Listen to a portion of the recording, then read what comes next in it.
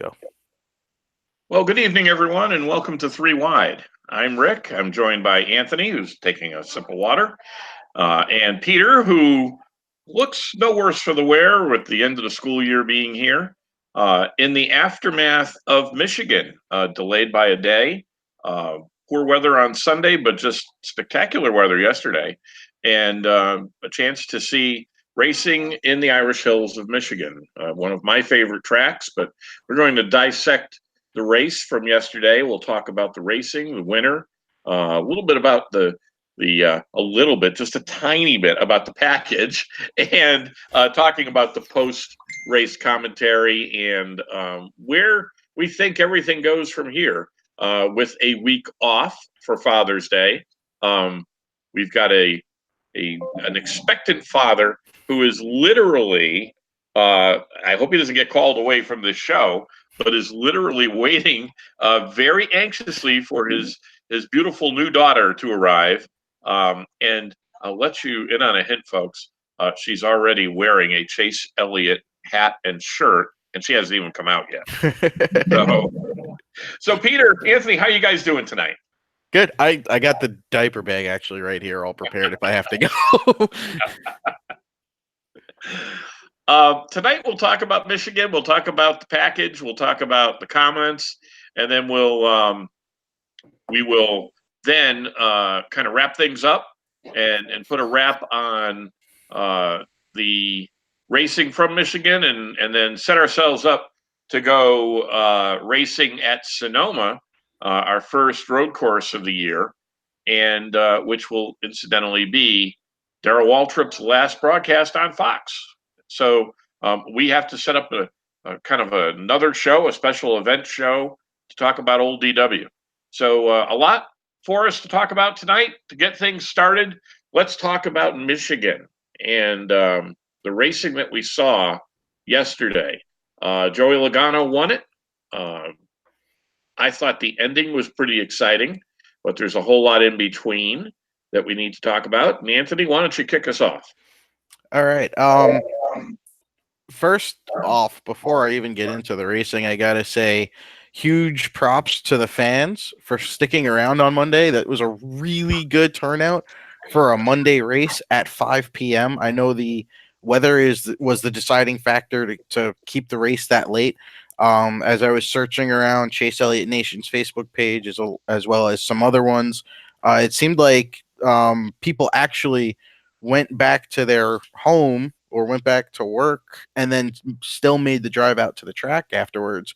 I think that was a really unique situation, and maybe something that NASCAR could look into for these rain delays is possibly having a much later start the next day. As far as the racing goes, we saw what we pretty much expected. We saw some really tight racing. We didn't see the long lead stretch out over the course of a few seconds. You were never able to get away from the pack. The draft was a factor. The cars were, for the most part, if you had the setup like Logano did, like Harvick did, a few others, you were able to hold it flat out for a vast majority of the run. Side drafting was as important at Michigan as we've probably seen since the restrictor plate races at Daytona and Talladega. You were able to absolutely kill other drivers' runs on you, defend without having to throw hard blocks. It was almost like a game of cat and mouse, where instead of throwing that block, just let the driver get up to you, and if he does get ahead of you a little bit, just kill him with the side draft and pull right ahead from him. I was intrigued. I liked the fact that the cars were that much closer together. I think it brought some excitement to the race as far as through the camera lens. You never had to only see these one or two car shots. You always had a screen full of race cars. Pit road strategy was key. We saw towards the end where it bit some drivers and where it rewarded Kevin Harvick with that late race caution. He got very lucky with that, was able to make some moves in the later laps to move up some positions. Overall, I think the racing was really good, but from what we've been reading and what we'll talk about soon is that the racing may be good, but the drivers don't seem to be having any fun. Peter, what do you think?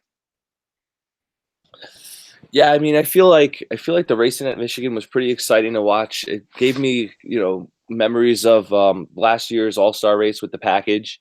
I thought it was tight racing. It was pretty cool all throughout, and like Anthony said, props to everybody sticking it out on a Monday. Weather was beautiful. I'm glad they held off on Sunday, and they made the right call to get the full race in.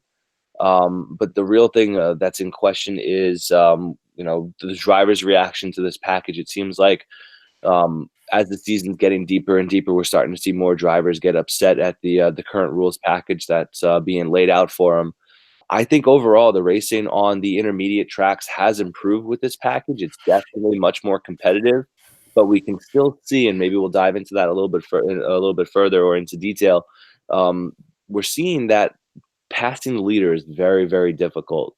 So that was my one big takeaway is just the overall driver reaction from Michigan, following up a lackluster Pocono race that it seems to be that more and more drivers are coming out of the woodwork and starting to, I guess, protest the current rules package. You know, I watched the whole race as well, and the 5 o'clock start I thought was great. It did help that they were in the westernmost location in the Eastern time zone, so they weren't going to get dusk until around 9:30. So they did have plenty of time to get the race in. I thought the finish was exciting. I thought that Joey ran a terrific race. I do want to get into the whole commentary that came up afterwards. I think that there's a lot that can be said of it. We have talked about it in the past on this show. Um, and I think, the one takeaway from Michigan is, it's like with Pocono. It was the first time we visited the track this year. By the time we go back there, and I'm trying to think of where we go back there. Is it in September? I believe it's in August. In August. I'm looking at the schedule right now. Yeah, it is the smack middle of August. It's August 11th, just after Watkins Glen. Okay, so there's no doubt that what's going to happen on the schedule there is they're going to be in Pocono, then they're going up to the Glen, and then they head out to Michigan.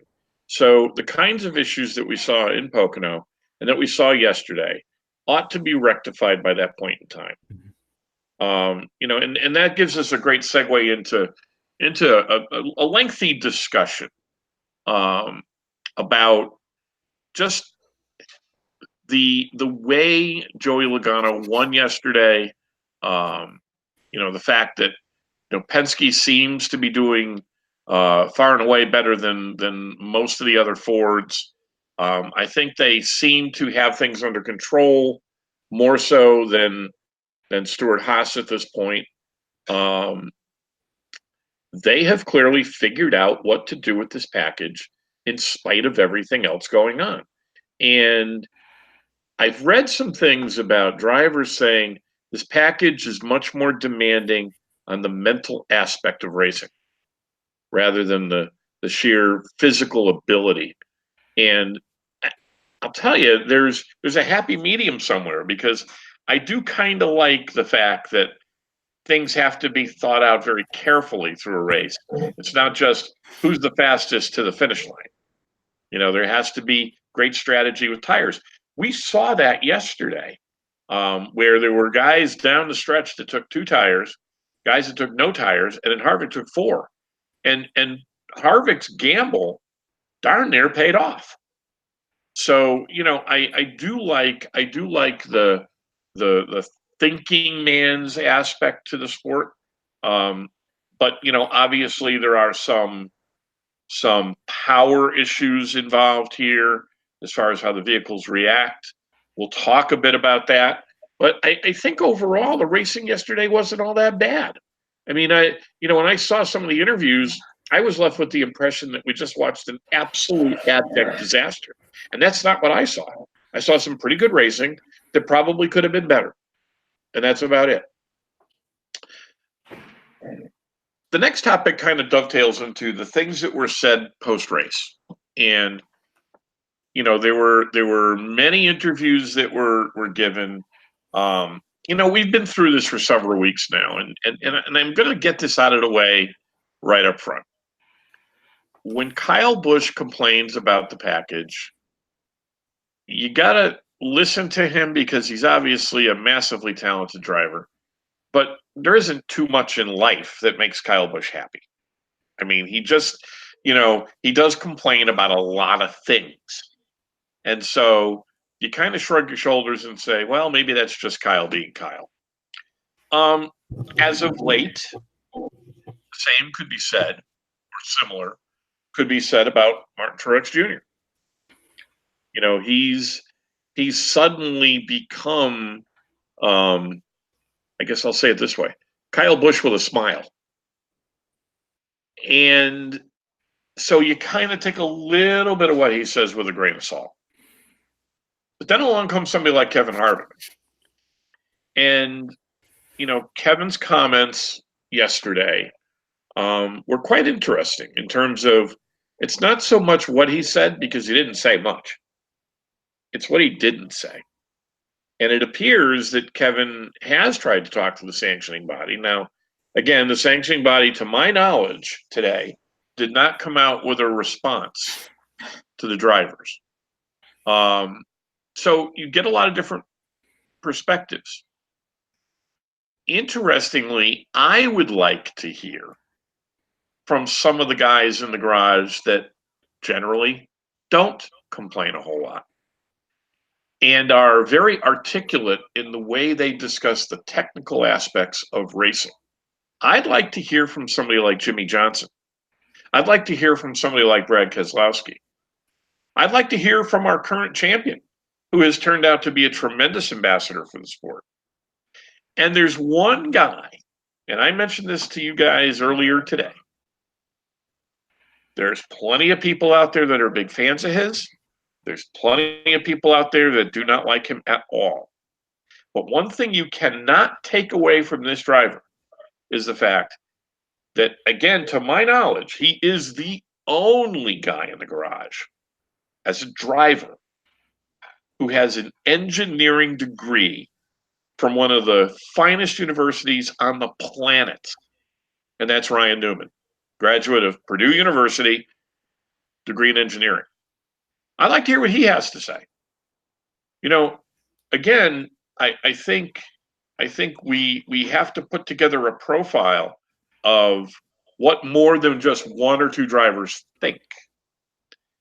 The other thing that I want to point out, and I talked in our last show about this, there is absolutely, and I'll talk about the business side of it, there is absolutely no motivation whatsoever for NASCAR as a sanctioning body to put out a crappy product. Everybody can get that out of their heads immediately. The best product they can put on the track translates to dollars and cents on every possible level for the sport. You put out a good product, people go and sit in the seats. You put out a good product, people watch it on TV. You put out a good product, the TV sponsors are happy, the TV networks are happy, and that translates into more money. The sponsors for the sport, which everybody has said, the sport is starting to lose sponsors, and it has over the past several years. They suddenly take notice and want to reinvest in the sport. It's going to make the teams happy. It's going to make the tracks happy. There is no motivation for putting out something inferior. There are very likely, and I'm going to ask Peter to talk about this because he had raised this off air, there are very likely reasons why they are dedicating themselves to this particular package. Those are equally important business reasons, whether the drivers like it or not. And I wrote this to you guys today. I spent a lot of years in business.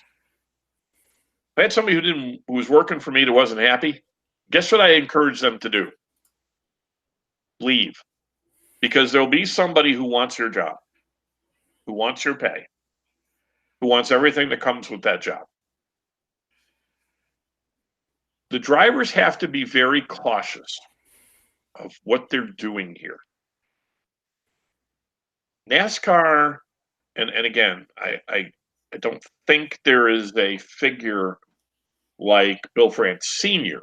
around who basically, when they went to him years ago and said, "We're going to form a union," and he said, "Yeah, go ahead and try."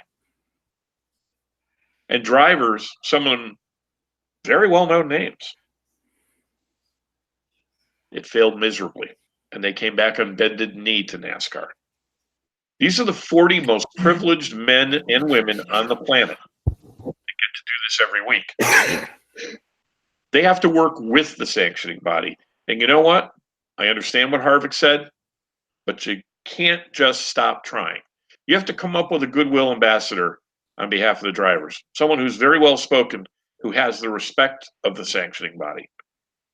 You need someone to emerge in that garage like a Dale Sr. And I'm not talking about talent, because Jeff Burton was widely respected in the garage. He was widely respected by the sanctioning body. He certainly was not a talent anywhere near what Dale Sr. or Tony Stewart were. But he had the respect of everybody, and everybody listened to him. That kind of driver has to emerge. That's how this gets fixed. It does not get fixed with week after week of whining. And with that, Anthony, your thoughts on what's been said and perhaps where we might go with all this. Like you kind of alluded to, like we talked about off camera, when one driver speaks up, I don't think it's viewed as having any weight. It's like we've said, for lack of a better term, it's seen kind of as bitching and moaning. Until I think the second, the third, the fourth driver speaks out, then it gets a little bit of weight to it. You start to realize that maybe there are more drivers out there that aren't happy about it. And you made a great point. I want to hear from the drivers that are normally quiet about things like this. I want to hear from Ryan Newman, who you pointed out has the engineering degree. He would be one of the first people that you would think would speak out about a package like this. But then on the flip side, I would think, if he's not speaking out about it, he's may not necessarily be unhappy with it. He may just be okay with it, or he may have the mentality that I'm sure there are some drivers out there that have the idea of, well, I'm just going to race whatever they give me, because like we've mentioned many times in this broadcasts and our private conversations, there's 40 drivers out there every weekend. There's thousands that would love to be in their position. And I know that there are a bunch of drivers that are still humbled enough to know how much work it takes to get up there. And you're in a position where you're going to race what they give you, no matter what they give you. And we even set the joke up of if you get a John Deere tractor and they tell you to race it, because there's thousands that would love that opportunity.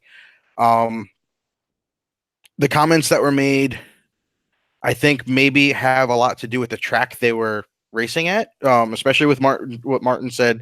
It's one of the first times we've heard these comments where he said that the track just didn't reward not finishing a pass by the time you came out of the turns. He said that if you didn't finish the pass coming out of the turns, you were railroaded, you were killed, you were not rewarded, you were actually punished for beating a guy through the turn. That's something to address, I think, in Gen 7. I think that the 550 horsepower, like Peter mentioned, and you have said, they're really, really sold on this. Peter had the idea of, or the knowledge to say that if they're going to run the 550, they need to dedicate an engine to a 550 horsepower engine, not a 750 that's basically choked down to 550, robbing it of its power, of its RPMs, of its torque, of its everything. If you're going to stick with the 550 package, build an engine dedicated to the 550. It might bring a little bit more life out of it. I still think that if they want to go 550, the discussions of having a V6 aren't that far-fetched at these tracks. If that's the route that they want to go, I think you're opening up to that. I think they're opening up to other manufacturers.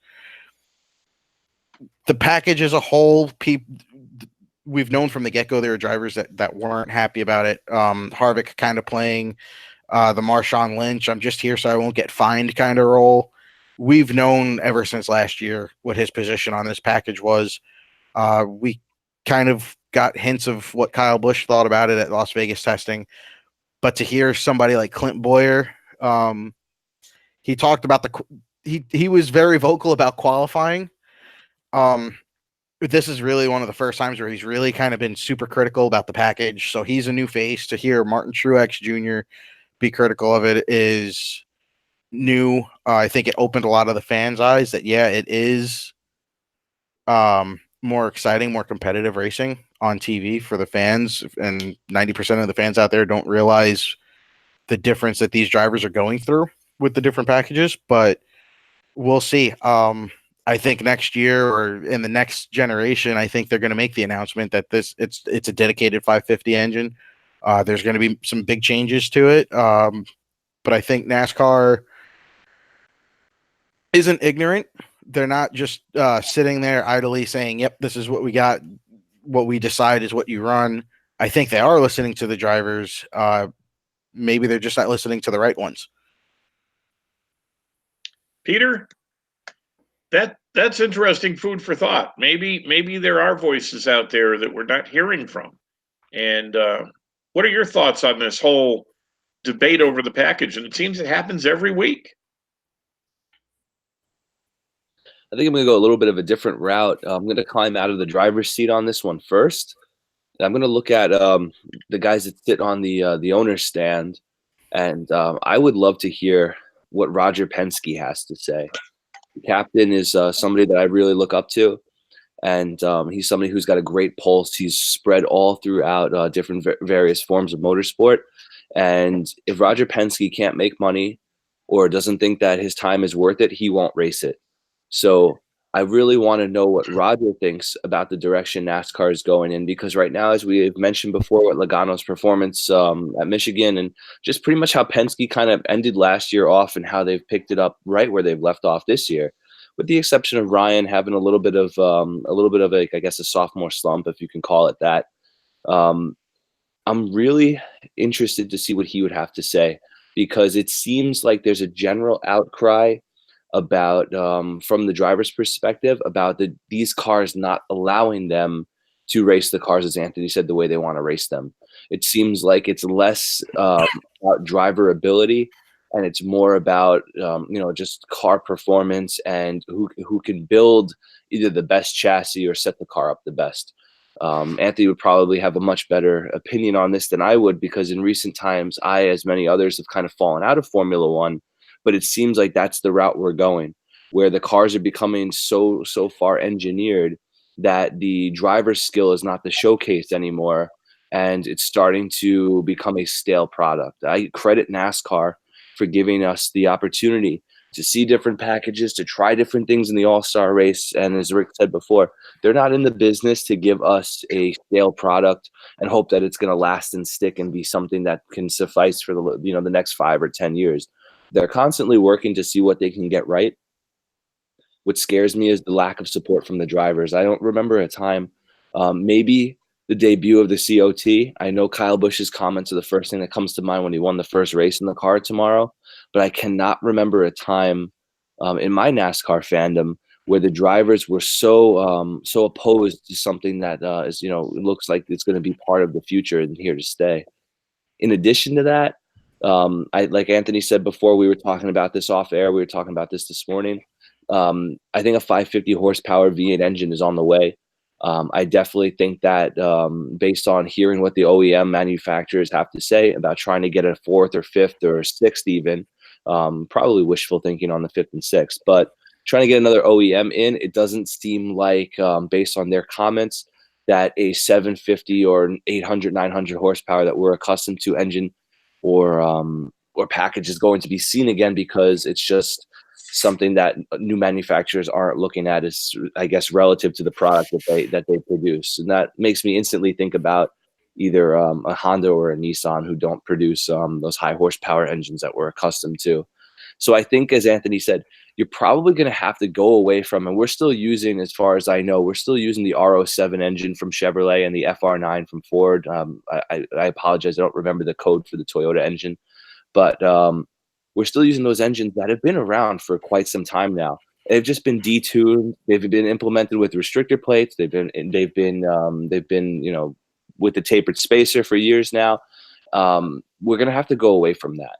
We're going to have to go to an engine that's purpose built. So the other person outside of Roger Penske that I'd be really interested in, even though I'm a bow tie guy all the way, is I'd love to hear from Yates, because Yates builds some of the best engines in the business.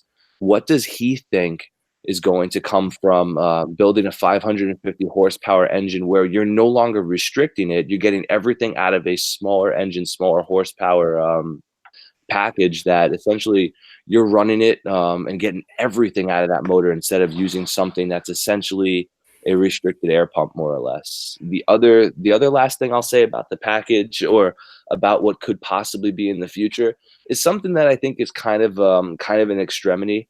I don't think it's something that's definitely on the table, but with the comments of the OEM manufacturers talking about how Gen 7 will be, is the incorporation of hybrid technology. Is that going to be something that assists the lack of passing, I guess, for the lead with this package? Because it seems like all throughout the field, we can see these cars move really, really well. It's become very momentum driven. And that seems to be one of the major concerns from the drivers. So, we could add anybody to the list that's been around in the sport for a long time. Kurt Busch with his restricted plate prowess, I'd love to hear what he has to say, because he'd probably be someone who's much more of a supporter of this package. It's really kind of brought him to life. He seems to really find his way and stay with the momentum. He's got a lot out of that one car, but I really want to know what Jimmy Johnson would have to say.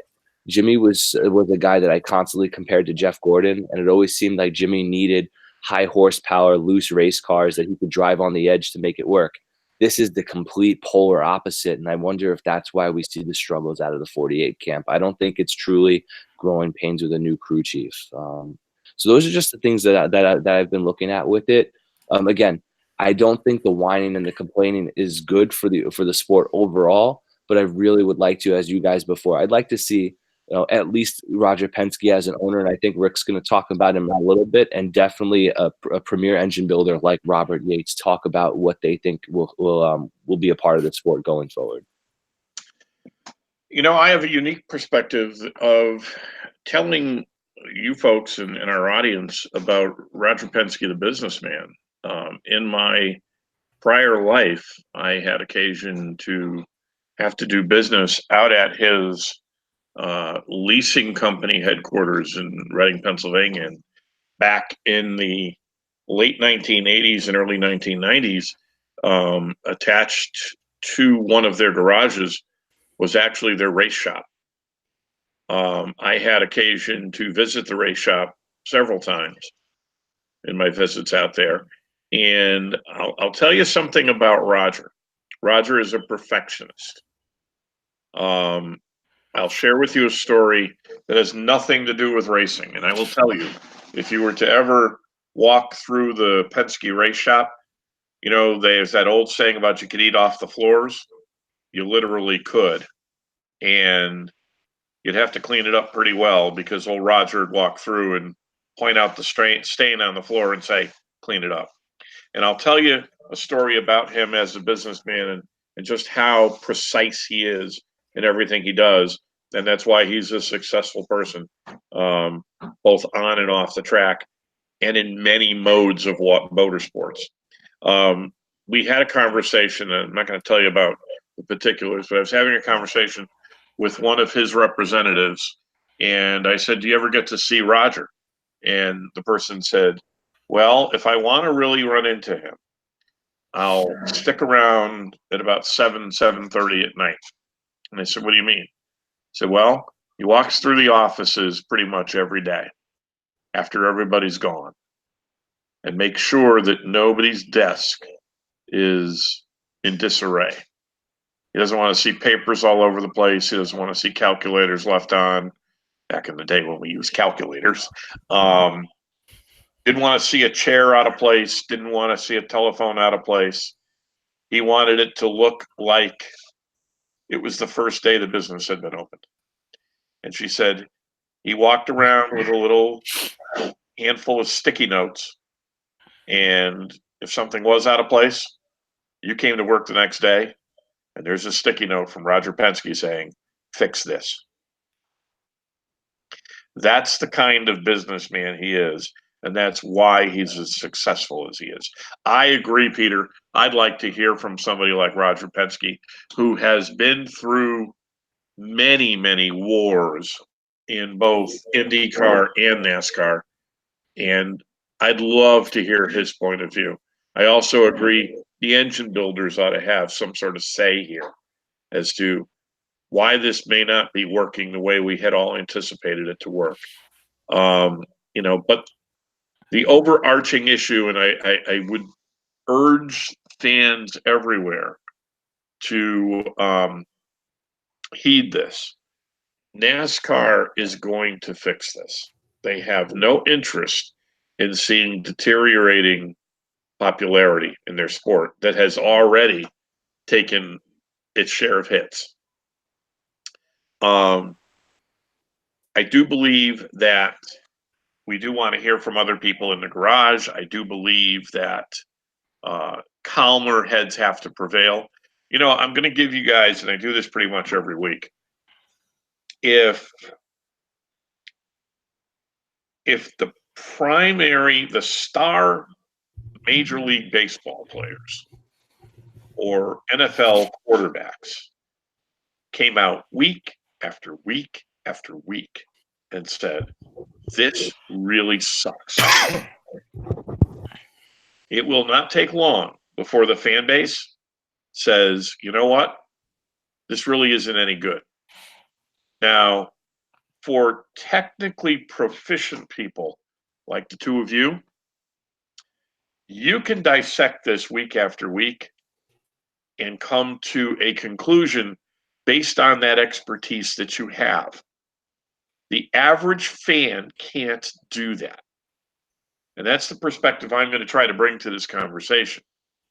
When the average fan sees the sports stars saying, this sucks, and that is a fan that we've tried to cultivate for years, guess what happens to that fan? Bye-bye. How does that help anybody? Some of these, and maybe this is really what is going on behind the scenes. Maybe there are leaders in the garage who have their opinions, who have expressed them in a far more discreet fashion. That's something that we wouldn't know. The networks wouldn't know. MRN wouldn't know. SiriusXM wouldn't know necessarily. And so unless somebody leaks out word that so-and-so, had a meeting with, the powers that be to express their opinion. I just wish they would dial it back a bit, because it doesn't really serve this sport particularly well, as you said, and it actually drives the average fan away. So your thoughts on that, guys, before we move on to the next topic. Anthony, you're thinking. I agree. Like Peter said, when I start hearing about how this package is making it harder to pass and drivers are starting to get critical, I kind of start thinking about Formula One. And I know Formula One on a global scale is much bigger than NASCAR. They've had this issue for several years now, almost essentially since they've really gone to this V6 package, and the aero has just gotten super crazy. The drivers get kind of vocal there also, and but again, so do the team principals, the team managers, the manufacturers get vocal about it, and then you see a rule change for the following year that hopes to fix it and really kind of only slightly improves it, but the major problem is still there, where it's just really hard to get close to the car in front of you for anything more than a lap to a lap and a half, depending on what track it was. They just raced at Canada this past weekend. You couldn't really follow less than a second behind the car in front of you for more than a lap and a half to 2 laps, because the exhaust gases coming off of the car in front of you were giving you such warm turbulence. You risked blistering your tires and overheating your engine within the matter of 2 laps. I'm not saying NASCAR's problem is as big as that. F1 is here to stay. They never have to worry about their fan base. They'll keep coming to races. They've had this issue for years, and there's still 300,000 fans going to Canada to see the Grand Prix, where there was not much passing up front in the front half of the field. With respect to that translating to NASCAR, I do think that it's more helpful for us as a fan, like you said, to have drivers, team owners, engine builders, crew chiefs be quiet about it in front of the camera and be vocal off camera. Let NASCAR hear you. Let Jim France hear you. Let Steve Phelps hear you. Let everybody hear you behind closed doors. I think you'll also be taken more serious if you come behind closed doors, rather than there already be that shadow of, well, I'm mad that you made this public. I can't really think of a benefit of something like Martin Truex Jr. saying that out loud. Maybe the hope is, hey, I'm out here in front of your people. You need to start listening, which is kind of why I think Harvick just kept it quiet. He probably thinks the opposite of what Truex or Kyle Busch are saying. You do run the risk of losing the fan, but if you're anything more than an average fan that's paid attention to the sport for the last season or two, you'll know that there's an issue with the aero package. You'll know this far into the season. If you're a first or a second time viewer and you started watching at Pocono because you live in Pennsylvania, so you wanted to watch your hometown race, we're kind of impressed with it, so you watched Michigan, and then you hear the race winner, and then the 3 out of the top 5 complain about the aero package, you're probably going to turn off the TV and never watch a NASCAR race again. The really interesting thing, Kyle Busch finishes in the top 5 at Michigan. Not one interview, not one quote, not one anything. I'm going to be hounding Fox Sports' YouTube channel tomorrow to listen to NASCAR Radioactive. I want to hear what the drivers were saying during the race.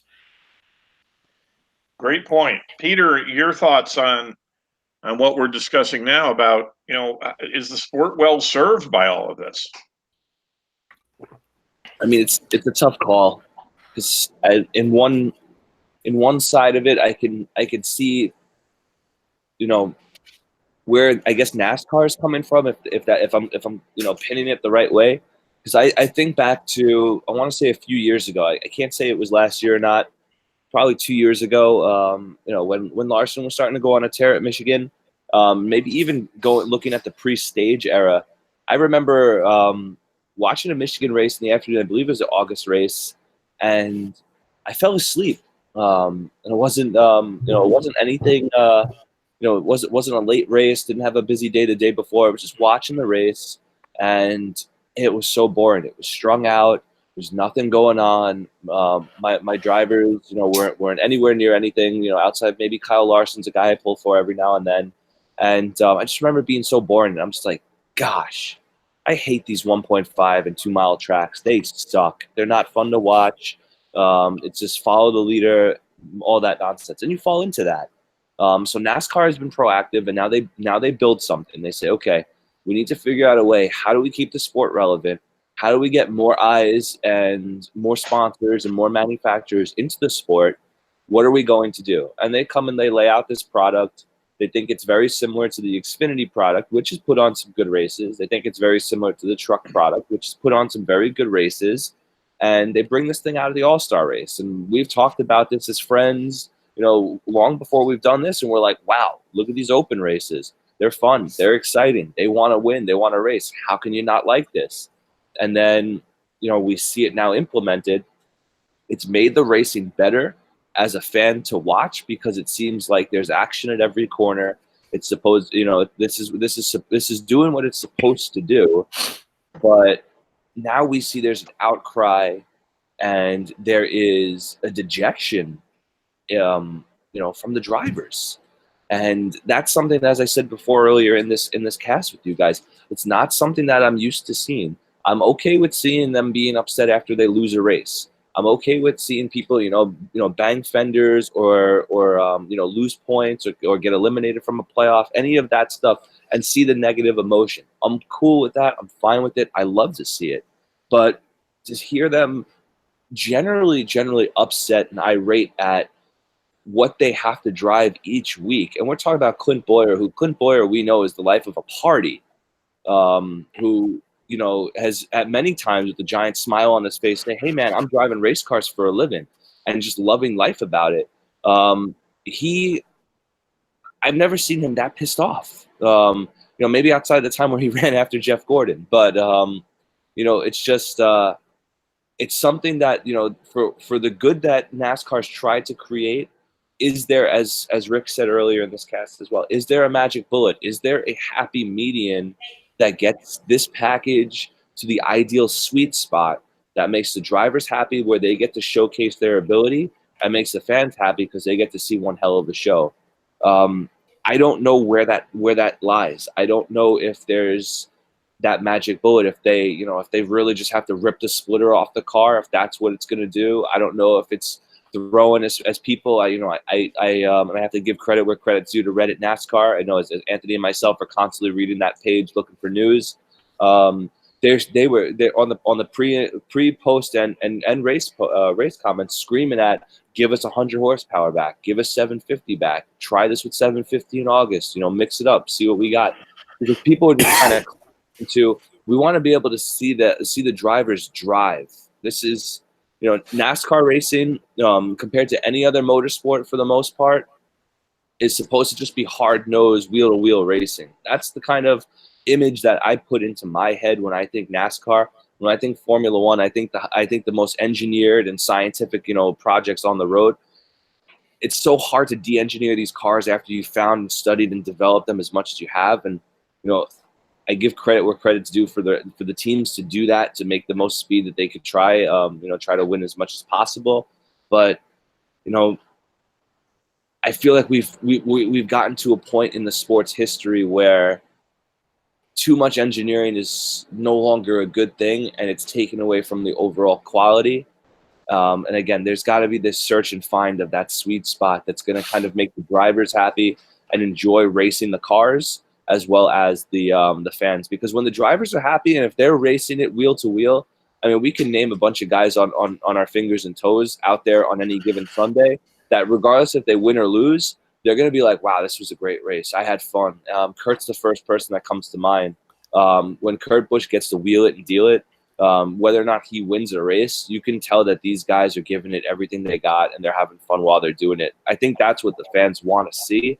So I think it's in NASCAR's best interest to ask them, especially with all of the engineering and testing that they do, to say, okay, this is what we have. This is what we know we need to have for Generation 7 if we're going to get a new manufacturer in and keep the sport relative and try to keep the cost down. What do you think we need to make the product better for you to drive? And hope that, in testing and implementation, that's going to be something that makes the racing better. Whether it's, trimming the spoiler back down, whether it's increasing horsepower, or whether it's maybe something else underneath the car, as Anthony and I often talk about. Ride height is a huge thing. So there's got to be some type of communication there set in place, and hopefully they can find what they're really looking for this new generation of car before it's too late. There's too much of this as it gets drawn out. If Generation 7 gets pushed beyond 2021 or 2022, you're going to start to lose more fans again, and that's a scary thing to think about. You piqued my curiosity with something here, with all the comments that came from the drivers, and I wrote down a couple of notes. The first one said, well, what do they want specifically? Not just, well, this doesn't work, or we can't pass, or we can't this, or we can't that. What do you want? What's going to make it better? I often used to say in my prior business life, you manage 20 or 25 people and somebody wants to come in to discuss an issue. And, I had one rule of thumb. The door is always open, but prepare to come in and discuss your problem and propose an answer. If you're not going to come in and propose an answer, then you're wasting my time and yours. Get out. And, I wonder how much these drivers have thought about the things you guys just said. Give us this, give us that. This will change this. This will change that. That kind of comes back to the whole concept of, drivers that we haven't heard from. The other thing that occurred to me is, and I wonder if you guys have thought about this. In a galaxy not so far away, there would have been a really serious come to Jesus moment in the NASCAR offices for the things these guys have said. Denny Hamlin got hammered years ago for talking about, was it Gen 5 or Gen 6? Talking about one of the generations of vehicles. Gen 5 after they reintroduced that the new nose and still had that, or the new nose and the new spoiler to make it look like the Gen Force. And he had comments to make, and within 48 hours he was sitting before Helton and Brian France and kind of explaining himself in, as I said, a come to Jesus moment. NASCAR throughout this has very curiously, in my opinion, showed great restraint. And I wonder if that isn't all part of what is going on. They're letting them flush out all the issues. They're actually letting them do this. They're not encouraging it, but they're letting them flush out these issues because they're already at work on fixing them. And I said that a few weeks ago, and I'm very curious. Guys would have been fined for less than what has been said, and nothing has happened. Anthony, your thoughts on that? Is that a black helicopter theory, or is it there may be some validity to this that NASCAR is just not punishing these guys, which means they're probably listening? I think there is a great deal of validity to that. When you look at Denny and the Gen 5 comments, like I said, that was, I think, right after they took the wing, or as they were leading up to taking off the wing, and they were going to start talking about introducing the new nose. I think even Kyle Busch, when he made that comment after the very first COT race, I think he was fined heavily, but I think Denny was the first one that was fined because of, I believe it was post-race comments made at Auto Club. Yes. And then he was also fined at least twice on Twitter because he made the joke this year after, I think Clint was super, super critical over one of the qualifying sessions that Denny said, wow, I just got the 10-year notification of my Twitter anniversary. Thanks, Twitter, for the $50,000 in fines and charity donations to NASCAR over the years. I think I like that they flipped the script on that, where they're letting the drivers talk. I think there was a lot more drivers that were critical over the Gen 5 cars, all being the same and no differences between them.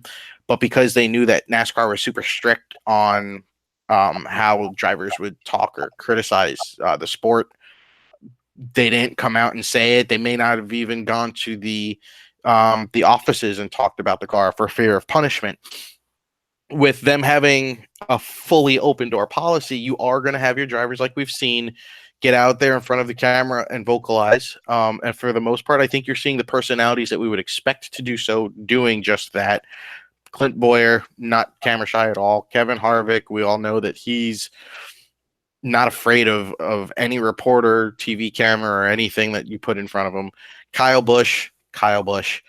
Martin Truex Jr., you're slowly start seeing break into that shell of almost no dangs given in a way whenever there's a microphone put in front of them. I like that they have that policy because I think it just subliminally just encourages for the drivers to get out there to criticize, and it gives NASCAR a way to listen to the drivers. You don't Somebody like Clint Boyer may not be somebody that goes into the hauler at the end of a race or at the end of 3 or 4 races and say, hey, look, this is what I think you should do. He may be a guy who just relies on smoke to do that. This is this is probably the only way that you're going to have somebody like Clint Boyer come out and criticize the racing, is by doing it in front of the camera where he's more comfortable. So I love that they do that. I think it's great. I think that NASCAR has done a fine job of letting the boys have at it in all aspects. You didn't see a fine or a punishment or anything after the Suarez incident down in Phoenix. You didn't see any punishments or fines or anything after the fight between Clint and Newman. You haven't seen anything after the comments. It wasn't that long ago that I think Jeff was fined heavily for the on-track antics that he and Clint were involved in. I think even Clint received a little bit of a fine for going after the team. There was some others that I was thinking of that were more recent, for drivers being critical and out there on the camera, and NASCAR kind of pulling them back in. I like that they've changed it. I like that they've given a boys have at it to everybody, and in all aspects, racing and in front of the camera. Peter, your thoughts? Are we seeing something that maybe is, in NASCAR's efforts to let the personalities come forward? Might there be a method to the madness, and that they're just hearing all of these, issues being raised, and behind the scenes they're taking copious notes and are working on a fix, and perhaps there is a method to the madness here? I mean, I would hope so. I think that, like you guys said before, there's been people fined heavily for a lot less in the past for, making the famous actions detrimental to stock car racing, issue. But I'm guessing, with the regime change, with the new France family, taking the helm, I guess it's like, more so, let's see how this plays out. Let's get our information. Let's get it out to the public, because maybe they want to see how the drivers fuel the fan reaction. Because in the past, when the drivers were more or less censored, you were getting the fan reaction in a much different way. Are the fans agreeing with the drivers? Do we want to see the drivers racing cars that they feel are the best suited for stock car racing? Or do we want to watch the package that NASCAR is putting forth in efforts for better racing? With that being said, there was one thing that I want to kind of bring to air that kind of gets swept under, to kind of take, I guess, some of the heat off NASCAR, because I believe NASCAR is doing all of this in the best interest of the fan. They want to give the fan the best experience possible. The tracks want to do the same. My thing is the RTA. Now we know that they're a collective group of the owners. They're looking to keep the cost down, for obvious reasons. You spend a lot of money to go racing, especially in NASCAR Cup racing. But NASCAR actually, after all of the research and development they've done on this Gen 6 car, came to the RTA and discussed running 2 different packages. It reminded me so much of how IndyCar runs an oval and a road course kit on their cars, but those races are so different. You have to run a different kit.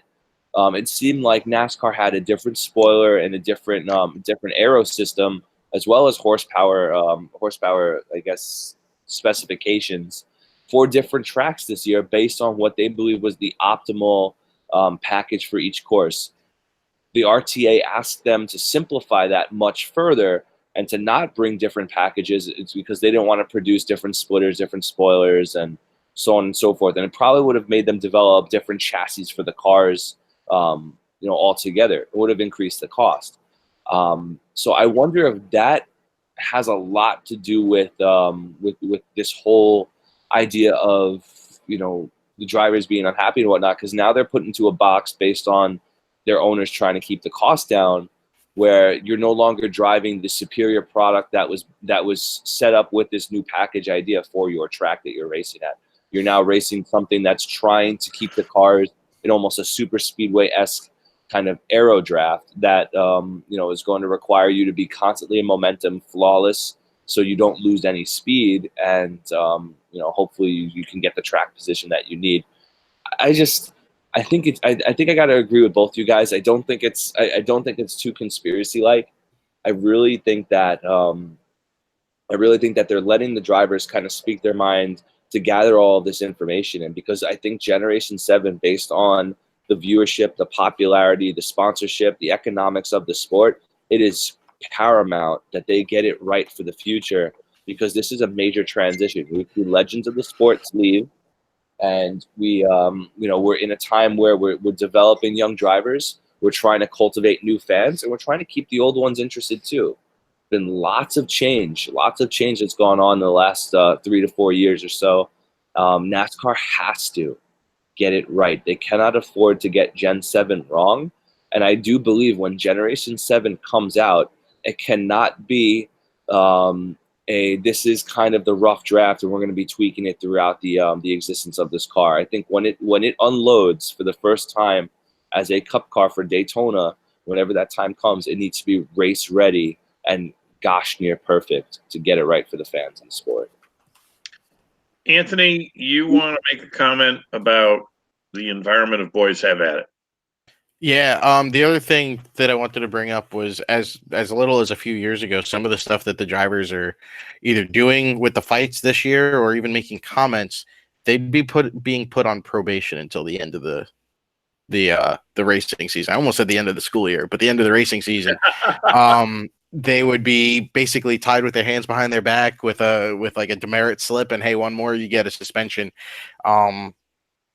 Kurt Busch has been put on violation many times for the things that he said on camera. Kyle Busch has been put on violation or probation for things that he said on camera or done on the racetrack. Or I think he was actually even put on probation when he went over and punched Joey Logano in the face. And then you see Suarez go over to McDowell and obliterate him, and you don't see any action taken. You go and you see Boyer go over and clock Newman across the face a few times in his race car. You don't see any action taken. That I like. That's the Boys Have At It. They're not going to step in unless I would assume it happens again between the two drivers. But I think it cultivates that whole sense of it's NASCAR stepping back and listening to all the drivers. But that's something to really keep in mind, that under, I guess you could call it the old regime,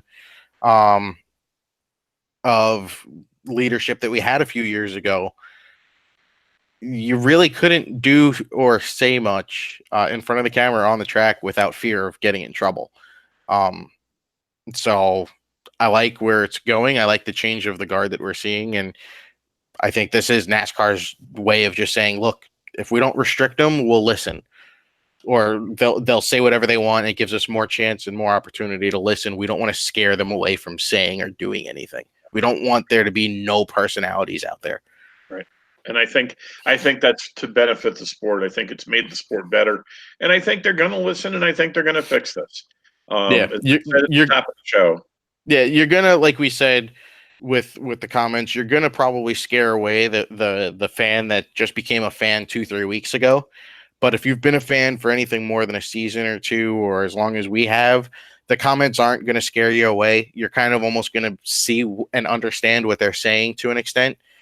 So I don't see how it's really that detrimental, except for in the way of trying to get new fans. All they see on Facebook is these articles of drivers bemoan new package, and it's like, well, I'm never going to watch a race now because the drivers don't even like it. Right. And that's something that they have to curb that fairly quickly, I think, or you're going to end up with, the bleeding that we've talked about as far as the fan base goes. We don't have more than a couple of minutes left, and I'm going to throw kind of a teaser question out to both of you. Now, you talked about the technical side of things, the engine package, the downforce, the aero, etc. I don't want you to talk about that. I want you to put on the hat of someone who doesn't understand any of the engineering aspect. You just like to watch races. to you, what do you think makes for, and I'm going to ask you to limit it to a 30-second soundbite in the interest of time. What do you think makes for a good race? And before you answer, the reason I'm asking this question is because at the end of the day, isn't that what we're really talking about here? What, in its most simplest terms, you could talk about aero, tires, engines, spoilers, venting, etc. All of that matters not a bit if the fan isn't excited about what he or she just saw. The purists are going to pick it apart, but the average fan wants to see something exciting. So, in your view, putting aside all of your technical expertise, what do you think makes for a good race? Anthony, you're up first. All right. If I'm talking about from green flag to checkered flag, none of the pre-race, none of the post-race, I turn off the TV at both of those bookmarks. What would make good racing, if I don't understand anything about the sport, is I want to see the cars be able to run close together. I want to be able to see that guy behind him or behind the other driver get really right up to his bumper. Not necessarily wreck him, but I want to be able to see him get that guy aero loose again without having to get next to him and get him aero loose. I want to see lead changes. I want to see drivers make runs on other drivers in order to make those passes. I want to see constant side-by-side battles for quite a few laps instead of just one slingshot maneuver. And I want to see good pit strategy. I want to see the tires wear off. I want to see 2 or 3 seconds fall off a lap before the next pit stop. I'd even like to see where you have to change tires at least twice before you even have to refuel the car. Okay. Peter, your chance. Tell us what, if you were a novice fan, you're sitting down with your popcorn and your beverage of choice.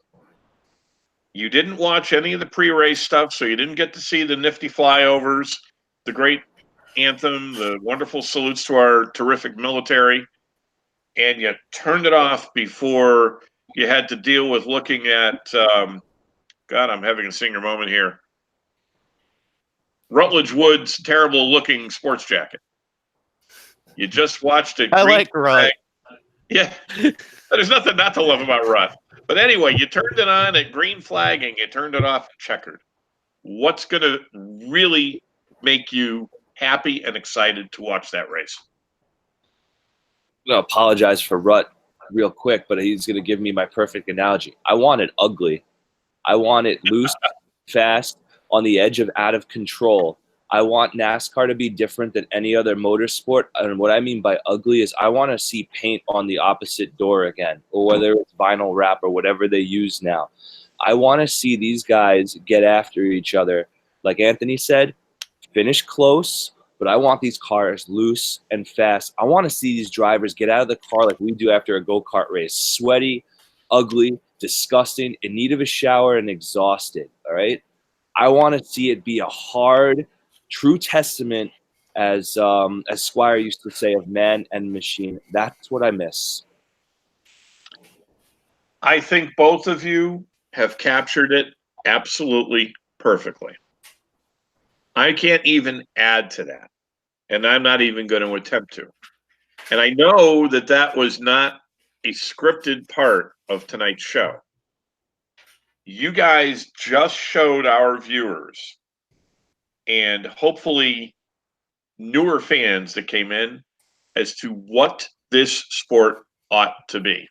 And I would absolutely love it if somebody were out there who could take those two 30 to 45 second sound bites and give them to NASCAR. That's the blueprint. That's the blueprint that started in 1948. That's the blueprint that finally got people to say, you know what? A 15-minute cut-in from last week's race on ABC's Wide World of Sports isn't good enough. We really want flag-to-flag coverage because there's an untold story here. That's what gave us the events of the Daytona 500 in 1979. That's how the sport grew. That's how they got more tracks. That's how they made millions. And that's still the formula that will work today. I agree with you.